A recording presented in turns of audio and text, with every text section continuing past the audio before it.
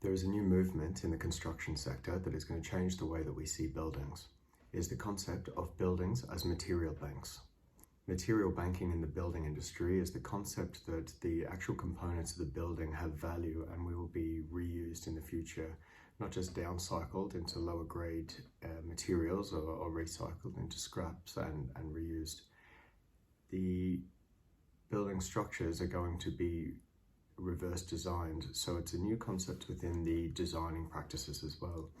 Architects and engineers, and particularly the material engineers, are going to really need to focus on the constructability and deconstructibility of all items in the building. So it'll start to reduce the amount of unnecessary chemicals and things that are used in it, so it's going to work well for the environment.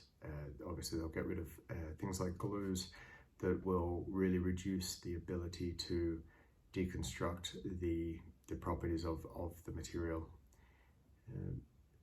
Something that's really outside the square on this is the fact that all the materials are going to need some type of certification for the future. So there's talk that there's going to be like a material passport. So each component of the building is going to have reference of where it has come from, how it's been made, its structural suitability, if that's important for the product, and also notes on processes of deconstructibility for the material. This is really interesting because this is where on scale across an entire industry we're going to really need to see the introduction of blockchain and smart contract technology on this. Open distributed ledgers on the properties of the material, where they've been, who owns them, particularly who owns them in this. It takes you onto a new level of thinking in circularity in business, actual circular business models. So like in the sense that we've seen in appliances, a change of business model where you might not purchase your vacuum cleaner or something like this. You actually are just always renting it, and the maintenance will be done by the suppliers. So it's a cheaper way of living and not having out-of-pocket expenses. But it also means the circularity of designing to replace parts and components that have broken down. In that same way, we could see a massive shift in the ownership structure of how these buildings are being designed and kept. So you may have a situation where a manufacturer actually still owns and retains the material within the building, and on a lease a lease sort of structure going forward. So that might hold in contract for 20 years, and then the deconstructibility of that material is then priced into the project and then reused at a later date. This makes a lot of sense because at the moment we're seeing, well, we know from the past, we build and construct for 100-year terms, the life cycle of buildings, and within 15 to 20 years we might have rezoning in cities, making that build obsolete. We have a lineal model of how we build in our cities particularly. So the minute a building's not useful, we smash it down, waste most of that material, and then rebuild something bigger. This model will see that the buildings are only constructed for the valued use of the time it's going to be used. If rezoning comes in, or sites are put together that are larger and all the structures need to be decommissioned, then they can be deconstructed and reused and repurposed elsewhere. I really see this as the biggest disruptor in the construction and particularly the building sector, even in infrastructure. It is the process that is really going to change the way we see our entire industry. Where we thought modular, prefab, and a lot of other sort of quicker systems of building were going to be the disruptors in the industry, they didn't break the concept big enough of a linear building model where, we can build it quick, we get it up, we knock it down in 20 years and waste. So this is the breaking point. This is the disruptor. It's going to be driven by government policies. Whole national waste management frameworks are going to be the driver of this, policy-wise. So when we start seeing whether it's taxes or whether it's incentives or however the policies are going to drive the industry, it's going to be based on the fact that the building industry makes up the large majority of landfill waste. We only recycle through really downcycling techniques, and the efficiencies are very low. This will absolutely change the way the waste management system works, particularly across the world, particularly in the building sector though.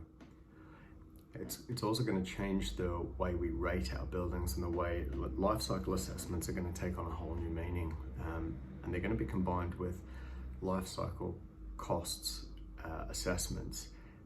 Again, changing it on its head. If a material is going to be similarly valued in 10 years at the end of its current cycle, it really changes the model of how we price buildings, what a building's actual value is, and changing it from,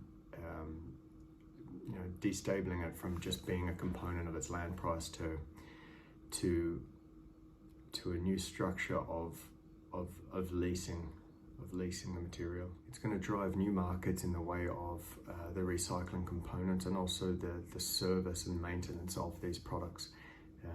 The depth of industry can be brought back locally, because to deconstruct and maintain components of a building, it wouldn't be cost effective shipping them away. So we're going to reduce a lot of environmental footprint in the building industry simply on logistics, simply on the transport of new and raw materials. Also, it's going to turn the carbon footprint of the embodied carbon within a building project on its head. So we're going to have to start looking at where you assess and where do you put the ownership, who spent this carbon to be put into this model.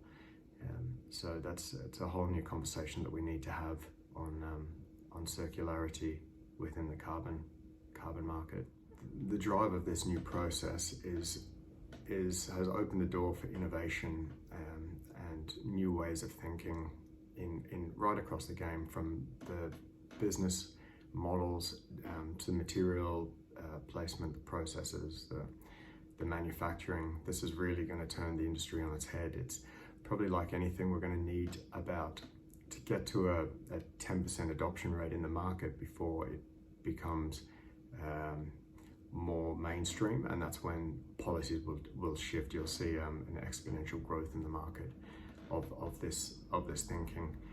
Definitely the countries are going to get on board, because when carbon taxes and when countries at a national level are going to have to justify their spending and in their environmental footprint, it's a no-brainer to be pushing these sort of policies. And it's so easy to implement by changing a few waste management policies, driving the cost matrices in different directions, and you can create this industry very easily.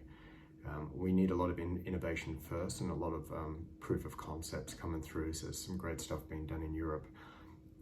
I think that the flat pack originators with the IKEA models and things like this, so this is far apart from that. This is designing and building quality products that can be maintain their integrity over long periods of time and multiple uses. But they already have that mindset of how to build like that, and I think it's something that we really need to develop in Australia. Yeah. And there's a great market for it. We don't have a manufacturing industry anymore. I think this is awesome supplement for doing that. Even within the building sector, you will have the safety standards and things like that going modular, doing most of this work not at height, being able to deal with this material in a safe environment in controlled conditions will be a big plus for the industry as well. Safety of workers, workers' rights and qualities of life. So it's a big scope. Pretty excited about this.